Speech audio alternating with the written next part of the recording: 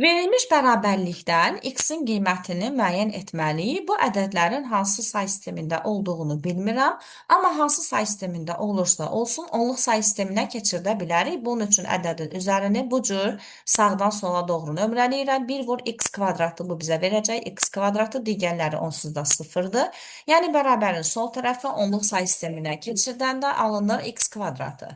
Bərabərin sağ tərəfindəki ədədi x plus 2 əsaslı say sistemindən onluq say sisteminə keçirməliyəm. Bunun üçün yazacağım 5 vurulsun x üstəgəl 2-nin qüvvətində 1 yazmalıyam. Üstəgəl 4 vurulsun x üstəgəl 2-nin qüvvətində 0 yazmalıyam. Bu bizə elə 4 verir. Bu tənliyi həll edirəm. X kvadratı bərabərdir 5x üstəgəl 14-ə.